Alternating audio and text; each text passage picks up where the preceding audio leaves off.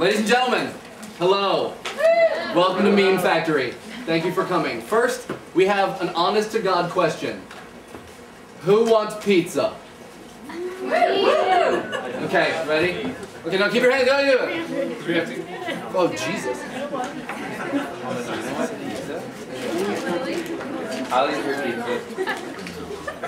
Okay, now, who still wants pizza if it's $2 a slice? Yes. Wants or is able to pay. That's how good it is. Do you want? Okay, close enough. Right? Is it from that good place? It's from the good place. I want pizza too. Okay. Alright, once again, hello and welcome. So we want to welcome every single one of you and say that we are endlessly excited that all of you have elected to come out tonight. First, introductions. My name is Steven. My name is Patrick. And I'm Mike. Tonight's going to be a lot of fun. Our goal is to turn everyone here into factory workers. Sitting around you are your co-workers. So please turn to someone nearby who you don't already know and introduce yourself. Hey Jay, I'm Matt. What's going on?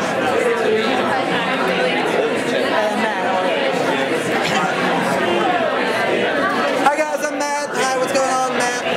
I'm not shaking your hand.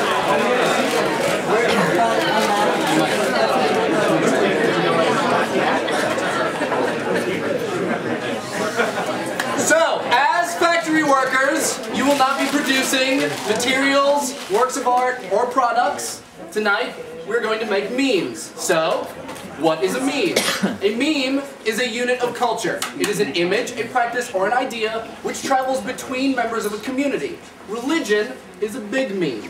Fixed-gear bicycles are a small meme. Tonight, we'll be focusing on a very specific subset of memes. Internet memes. So tonight's going to be split into two parts. First, we'll present a 45-minute lecture and slideshow which will guarantee that we're all going to be on the same page. And as we go through the presentation, each of the memes that we will eventually be producing tonight will be marked with the symbol seen over there. And you can see this reflected on the second half meme creation schedule and guideline document provided on the front of your handouts. And actually, you've already made two. Sturgeon Face happened on the way in, and each of you should have a series of image macros on the back of your handouts. If you haven't already, please fill out these sheets during our presentation, and we'll collect them from you when we're done.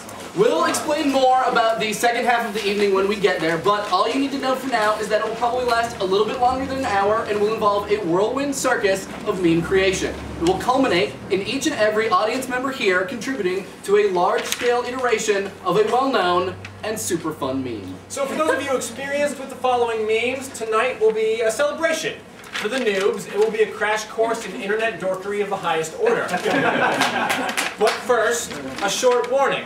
We have not selected the following images based on their appropriateness, but rather their presentation of a truthful sampling of what exists out there on the hypertubes. So accordingly, some of the images that follow will include racism, sexism, or uncomfortable nudity. We hope that no one takes offense, as we mean none. With that out of the way, let's cover some background. Where do internet memes come from? Where are they born? And how did we get to where we are right now? Message boards. A message board is a website where those co-interested might gather to share information relevant to their interests. Though there are many different boards, we will be discussing only a couple, and the most influential of which I present to you right now. 4chan. 4chan is an image board, a variety of message board where each post is accompanied by an image. Each, and yes, every. It is an American-style site based on a popular Japanese framework used by predecessor board 2chan. Most of 4chan's users, thusly and rightly, including admins and moderators, are lovers of Asian culture, with an emphasis on anime. Unsurprisingly, and for the varied few, thankfully, 4chan and its brethren, 7chan, 420chan, 1chan, P-chan, and so on and so forth, will avail the run-of-the-mill internet user with more information and categorization of Asian culture than one ever knew, wanted to know, or wanted to know someone who knew existed. These categories include, but are not limited to, A. Coordinated by a robot. Sexual It's kind of hard to situation. explain, so don't worry about it. A.N. More porn, which is yes, more porn. C. Violent photos, not Female necessarily, cartoons. but most likely pornography. CGL. Cosplay. People dressed up as their favorite anime characters. Cooking. Yes. You know, like cooking. D&D. Like food. TOY, which is Cute Japanese. male cartoons. TRG, CO, which is comics twelve. and cartoons. TV. D. Alternative hentai. Cartoons involved in weird sexual situations. U. Ecchi. Cartoons with vague sexual content. Unsurprisingly intolerant. F.A. Fashion. Actually, it's probably more like fashion. W. F.I.T. Anime and fitness. Kind of like HR, but there's less porn. G. Technology. Some quip that the G is for God. X. GIF. Animated GIFs. Endless hilarity. Y. B. Random. Random. This one is the important one. B does not require any kind of registration process. Any user, any person on the planet with access to the internet might waltz their way to B and post away to their heart's content and never once ever fear they might be found out, within reason. Accordingly, a large majority of the posts on 4chan and 100% of the posts made on B are made by Anonymous. You can think of Anonymous as a kind of hive mind. This is how B maintains its personality. The unwavering, strangely compelling dedication of B-tards, as they call themselves, towards contributing to the endless tumult of information found on B, and towards contributing their efforts towards whatever activity has most recently been christened as B's cause. Flaming Tom Green, or holding rallies against the Church of Scientology. Hacking Sarah Palin's email address, civilian MySpace pages, white supremacist websites, teenagers' YouTube channels. A normal day for Anonymous. And here we will pause briefly to submit to those of you in the audience who might think that 4chan and B are niche things the following figure. In one day, B will receive anywhere from 150,000 to 500,000 posts. That means on a busy day, roughly the entirety of the population of Boston, Massachusetts will post to B. On a normal day, the entire country of Iceland will post to B. Given that no one on B might have to answer for their actions or content, and given that above all things, B values the constant flow of content and the creation of intense and partially inexplicable situations, one might imagine that as a proving ground for internet media, B has proven its worth. It has. We could spend any number of hours discussing the ins and outs of B, but for our purposes, you have learned all you need for now. Just know that when people joke about the internet being serious business, they're talking about B. So something awful has been around for a while. We can't say that any of us up here spend much time on it these days. We certainly can't judge it as harshly as the contributors to Encyclopedia Dramatica do, but still, if 4chan represents the pyromaniacal kid on the playground running around lighting fires, then something awful is the dude who got held back, but it's cool because he's older and is the first to have stolen a porno mag from his father's closet. It just turns out now that everyone has grown up and stolen porno mags of their own, that his is actually pretty bad. That's not to say that something awful isn't important. For a lot of people in the room, myself included, something awful was the first introduction to the idea that there is a secret world of content lying beneath the surface of the internet, and part of that world, if not most of that world, is naughty. Something awful, even though now equipped with a new stylish CSS sheet and clean 3-column layout, still evokes an impression of sophomoric high school antics. Content-wise, Something Awful provides a wide sampling of the various mediums available on the web. It not only provides funny articles, cartoons, and videos, but also serves as host to one of the cornerstones of the internet content creation, the themed Photoshop Challenge. In fact, it was one of Something Awful's frequent posters who eventually began to look for other solutions to image posting and sharing. The result, the previously mentioned 4chan. Something Awful now uses their pedigree and breadth of their content to perpetuate themselves, but some centers of internet culture are more concerned with a single form. Steve? Way back in 2001, a guy named Max Goldberg saw a trailer for this movie, Finding Forrester, where Sean Connery plays an eccentric and reclusive yet world-famous author who takes a young black man from the Bronx and teaches him how to write. Really, really well.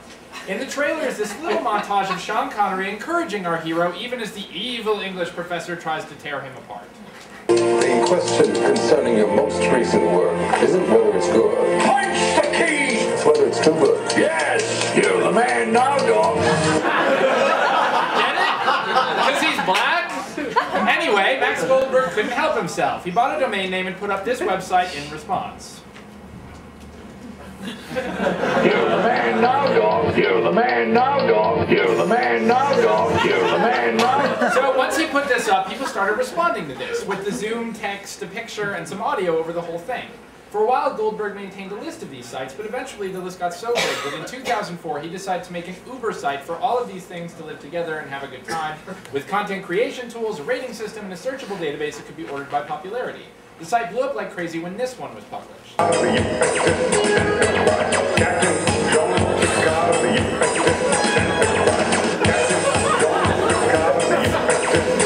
of March 20th, 2009, there are 528,084 individual pages like this one.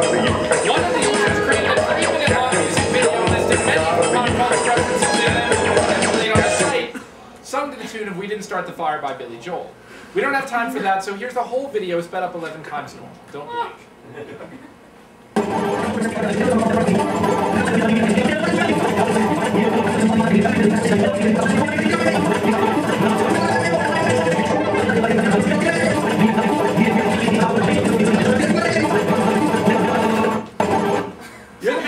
Also has a wiki that documents timelines and explains a lot of the themes, memes, and references that pop up on the site's many, many pages. But there's another better wiki out there that covers You're the Man Now Dog and a whole lot more.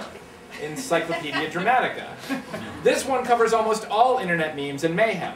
This site is extremely useful for meme enthusiasts because the entries document not only the source or origin of thousands of internet phenomena, but also collects and hosts iterations.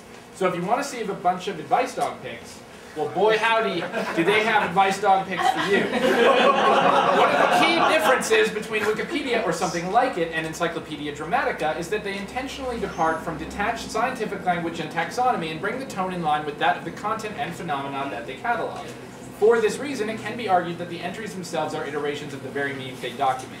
In addition to being subjective, the voice of Encyclopedia Dramatica is male, angry, and frustrated. For example, this is their page on women entitled Women, so you can see the spelling up there, which redirects from girl, girls, women, females, sexist, chicks, dishwasher, cum dumpsters, and laundry. I'll talk more about this kind of content later, but check this out. This is Patrick's entry on Rocket Boom. So one of the first things we decided when scheduling this event was that we would try and skew the evening away from analysis of memes and towards their creation. Why? Because frankly, the academic analysis of memes is being done more and more by others. Rocket Boom, for instance. Rocket Boom is a video blog that posts daily pseudo-news shows sourced from the internet and laced with obscure YouTube-ish non-sequiturs. It's been around since 2004 and is reported to get over 100,000 views a day. In addition to the notoriety associated with Rocket Boom's regular programming, they are also known for hosting the Rocket Boom Institute for Internet Studies, an alleged division of the Rocket Boom organization responsible for researching the nature and popularity of various internet phenomena and presenting bite-sized combinations of introduction, history, and analysis in a series called Know Your Meme. So tonight we here at MemeFactory could perform the same kind of rigorous analysis, but we will not attempt it. Instead, we want to rile you up. We want to get every single one of you in the most productive and viral mood possible. We want you to present you with a magic cocktail of nostalgia, lulls, arousal, curiosity, fear, and excitement until you are literally bursting at the seams with love for the creative potential of the internet and will not rest until you yourself have contributed. So stay with us, ladies, gentlemen. Stay with us as we go back.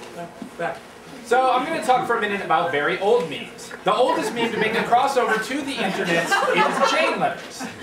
This one here was supposedly written by Jesus Christ. That's what the chain letter says, anyway. It dates back to 1795 and includes the text, "And he that hath a copy of this my own letter, written with my own hand, and spoken with my own mouth, and keepeth it without publishing it to others, shall not prosper. But he that publisheth it to others shall be blessed of me," and blah, blah, blah, blah, blah. Does this sound familiar? It should if you had an email account in the early 2000s and gullible or silly friends, you've gotten one of these. You must send this on within 3 hours, and if you do, you will fall in love, and if you don't, you will lose everything good in your life, etc., etc., etc., moving on. On September 19th, 1982, the first internet-specific meme was born. Scott Fallman was one of many people posting on internet message boards and having a problem, particularly with text-based electronic communication. It was hard to know the difference between joking or being sarcastic or whatever and being serious. So over and over again, person A makes a joke, person B thinks person A is serious and gets mad for being so rude, insensitive, ignorant, whatever. Person A apologizes and clarifies that the message was just a joke or sarcastic, but meanwhile person C through #A5 are arguing about whether or not person A was right to say whatever they said, but always for not because person A was only just kidding in the first place. So on September 19th, 1982, Scott Fallman proposed the following marker to indicate that you are joking. And this evolved and was passed on and mutated and was passed on and evolved and mutated and was passed on until eventually you start getting roses in your inbox, Homer Simpson, metal hands, double metal hands with metal face.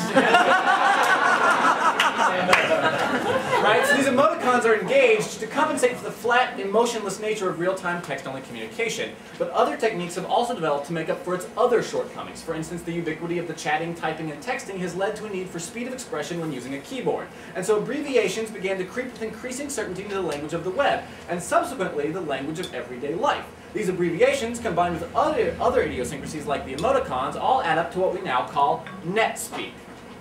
OMG. LOL. BBQ. BRB. TTYL. ROFL. C-O-P-T-E-R? Beyond these abbreviations turned colloquialisms, there is one significant dialect that has developed outside the mainstream and to an incredible degree: Leet. Leet speak originated not in the chat rooms or email inboxes, but the heads-up displays of hardcore computer game enthusiasts. Leet is a combination of invented vocabulary and alternative uses for glyphs in typing. Originally explained as necessary for gamers who wanted to communicate while in the heat of battle, Leet has since evolved, if one can use the term in as negative way as possible. Here is an example of Leet speak taken from the encyclopedia entry of the same. So, go ahead. I can't read it either. I think it says Leet, also known as Leet, is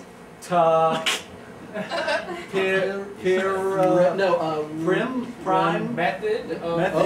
Is that an F? So the implication of this is that the internet not only exposes us to other cultures which we don't understand, but is in fact generating other cultures which we don't understand. Which is daunting, given that the current rate of cultural misunderstanding is already very, very high.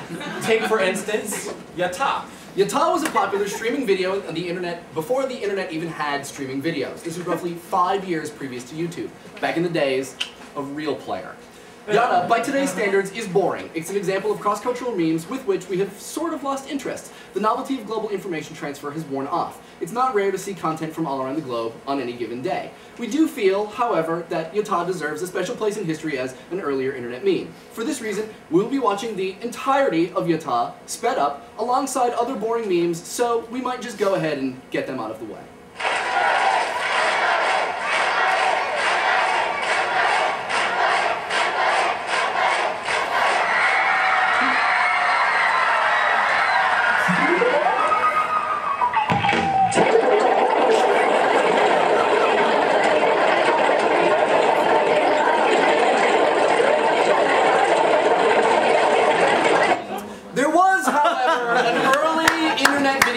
That has stood the test of time a little better than the others, at least for video game nerds. All the base Our Us is based on a video game called Zero Wing by a Japanese company called Toplan, imported into Europe by SNK with a ridiculously bad English translation.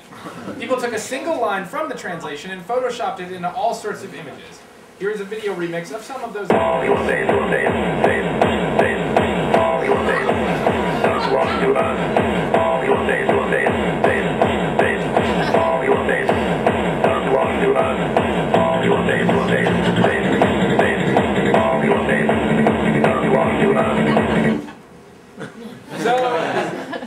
Speaking of video games, there's this one flavor of video game called real-time strategy in which you play against your friends gathering resources, building bases, training soldiers, manufacturing vehicles and tanks and stuff, with the ultimate objective of being the only living person on the map.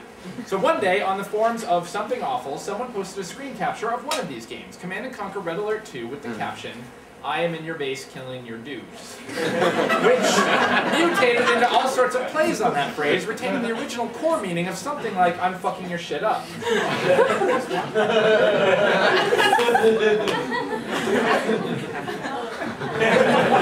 I made this one of my wife playing Rock Band. But since the success of the meme is based exclusively on how often it is passed on and modified, the versions which were most successful almost always include cute photographs of animals, like this one.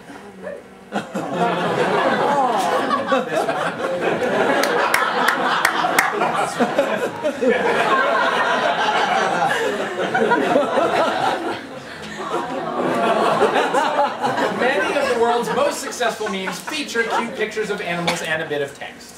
Much of our discussion for the first part of this evening's festivities will center around one particular brand of internet tomfoolery, namely the image macro. Coined about 100 years ago on the Something Awful forums, an image macro is an image upon which text has been placed. By and large, image macros feature white lettering, impact of Arial black text placed upon a still-colored image or sequence of images. The most well-known style of image macro, and also the most well-known internet meme to date, is lolcats. Human beings are given apparent insight into the inner musings of an unassuming alien going about its daily activities as just that. These musings are frequently misspelled. Like so much of the embarrassing content we view as a guilty pleasure on the interwebs, lolcats had their start on 4chan as a weekly thread usually entitled Catterday. The Something Awful forums saw Hawaiian blogger Eric Nakagawa post a seminal entry into the meme. Soon after, Eric registered icanhascheeseburger.com, which remains, to this day, the preeminent source for lolcats on the net. It is estimated that ICHC receives in the neighborhood of 2 million hits per day. As might be expected, within the larger lolcat meme, there have also arisen several sub-memes, like Monorail Cat, the lolcat motivational poster, which we will talk about more, the Lolrus, Basement Cat and Ceiling Cat, You're Doing It Wrongs, You're Doing It Rights, Om Nom Noms, and Itty Bitty Kitty Committees. Pet Holdings Incorporated, the server which hosts ICHC and its subsidiaries, currently host over 15,000 images of cats, celebrities, politicians, and other animals. Ican Has Hot Dog is the all-dog version of ICHC. There's also Raffle-Razzi, Lookalikes, Pundit Kitchen, Graph Jam, Nostalgic Wins, Ingrish, and Fails. Fails and their cousins, Pones, go in their own special category of image macro that leave little in the way of titular creativity. The creation of a fail and a pone consists solely of the discovery of some unfortunate incident, followed by that incident's plastering with an unapologetic fail. The subject matter of fails might involve incompetence, situational irony, conflicting terms, disturbing circumstances, spelling errors, unintentionally insulting public notices, statements of the obvious, medical conditions, hilariously named products, technological mishaps, and of course all things related to the economy. It may go without saying that the majority of those involved in these documented fails could do with some good advice, and Steve might be able to help them out in that area. This dog's name is Boba Fett, but he is much more well known as Advice Dog. Some of his advice is pretty good. Some of his advice is bad.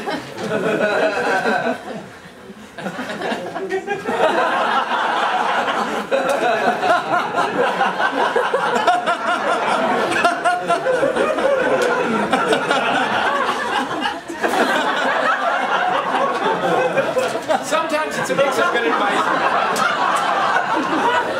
and sometimes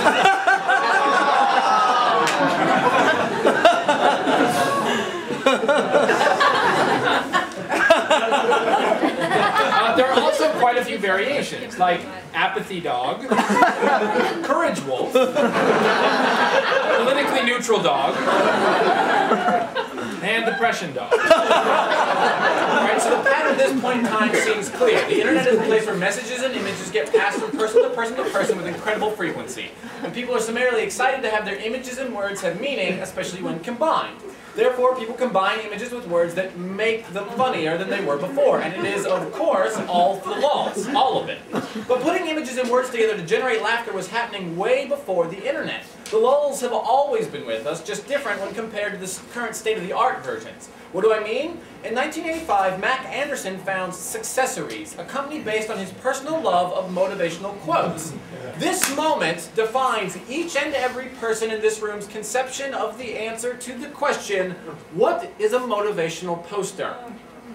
Despite the natural irony implicit in such a poster, it wasn't long before a parody arose and quickly took up more mind share than the original ever had. Despair.com and its D-motivators. But this is just the tip of the iceberg. Because once everyone on the internet, and I mean every single last person, witnessed how easy it was to exploit the form of these already hilarious posters, exactly one thought ran through all of our brains. I could do that. And so we started to do it. There's all sorts of posters. You've got your religious posters, your internet reference posters, your sexy posters, your unfortunate social play posters, your non sequitur posters, your cosplay posters, your water balloon posters. They go on and on and on. Searching for the string motivational poster in Google's image search provides an overwhelming response. We get a sense of this from viewing these, the first 33 pages of responses. This is, when you think about it, an entire language, and the basic form of this poster and its ironic delivery is so pervasive that it shows up in the weirdest of places, nestled in among tons of other memes. Pimp My Ride is a reality show on MTV where rapper Exhibit takes shitty cars and makes them nice, basically. Anyway, near the end of every episode, something like this happens. I know you love singing in your car, right? I love it. So you can get down, your microphone is installed right here. Yeah, in your headrest, and you'll be able to record yourself while you ride, and you can... So every single episode contains a scene which basically boils down to, yo, dog, I heard you like X, so we put X in your car so you can Y while you drive. So we get this.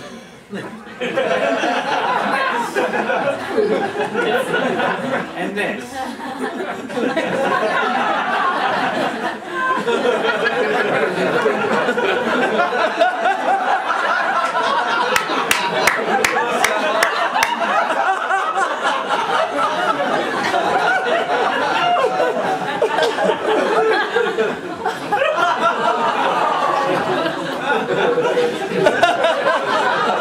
So imagine a hypothetical. You're a user of the internet, hypothetically, and you are surfing around when you stumble upon a decidedly hilarious image. You decide you need to share it with the world. There is no need to recontextualize or change the source image. You only need the right tagline to indicate your feeling towards it. It depends on the situation, but we, the internet, have got what you need. If someone has delivered a gratingly perfect response to some situation and is now sitting smugly with a shit-eating grin on their face, call them out on such an act. Let them know. I see what you did there. And if an image has an inexplicably perfect detail hiding in a tiny corner, making it an incredible record of the surreal nature of our world, make sure people look for this detail. Let them know. When you see it, you will shit bricks. And if you are a dude, or you could be a lady, but let's face it, ladies, you ladies don't do this shit, though if you are out there in the audience, ladies, and you are a lady and you do this shit, just talk to me afterwards and we can make some notes. You discover while navigating the internet that someone has dropped a picture of an attractive woman into a forum. You can certainly extol the various virtues of her various assets, but why take the time when you could sum it up? I'd hit that. Or if you have found a completely unsavory manifestation, an image that you cannot imagine wanting to interact with ever again, don't describe your disdain. Sum it up. Do not want. Do not want. Do not want. Similarly, an expression of discontent or unhappiness or refusal might be made by the moderate to severe downturning of the corners of the mouth into what has been termed the sturgeon face.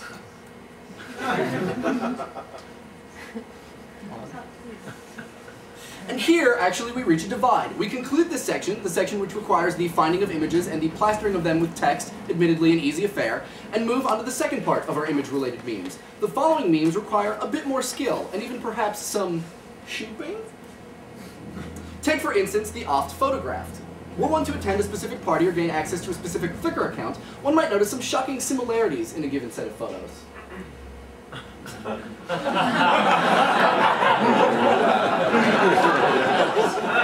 Of course, some people engage in this activity professionally. They purposefully pursue a repeatable visage which most accentuates their positive features. In some circles, this is known as the angles. In others, it might be called exploitable.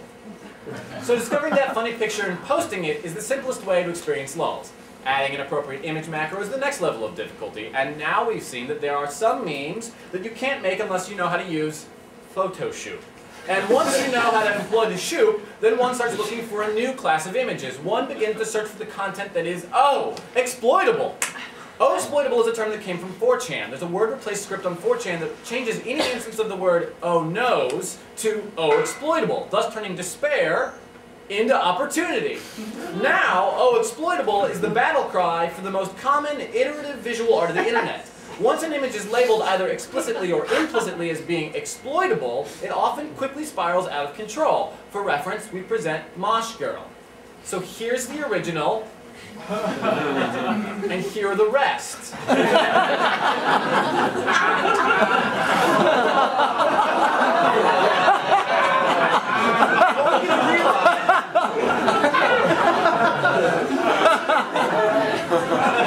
So what we begin to realize as we witness the sheer volume of entries into this meme's catalog, or any of the memes that we viewed tonight, is that there's an inherent quality to these images which communicates to everyone who sees it, you can do better. You can take this image and make it something your own, something you will be respected for. And so a single image or idea or technique iterates and iterates and iterates. It can get at times a little dramatic.